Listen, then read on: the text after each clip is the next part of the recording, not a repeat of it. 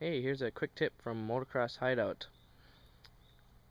Setting up your suspension is probably the most important thing on your bike, especially when you're racing.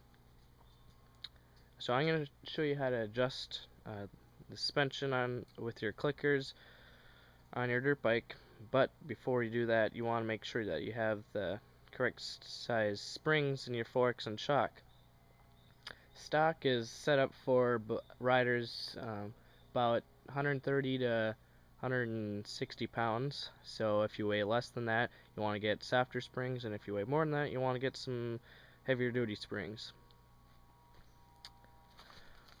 On the fork, the clickers are on top right here and right here. Those are the rebound, and if you want to stiffen the rebound, you just need a flat blade screwdriver and you turn them in to stiffen them. You can hear it click, and you can also feel it. Turning them in stiffens them, and then if you want to soften it, then just turn it back out. Then for the compression, there's clickers on the bottom. You just gotta pull back that rubber, and then there's clickers there too. All the way out would be the softest, and all the way in would be the stiffest. Adjusting the rear shock goes the same, but on the bottom you can see the clicker is right here. This is actually the rebound, but you can still go the same way. Turn it in, stiffen it, turn it out and soften it. And then the compression is on the top. Turn it right here. And then most motocross bikes now have the high compression or high speed.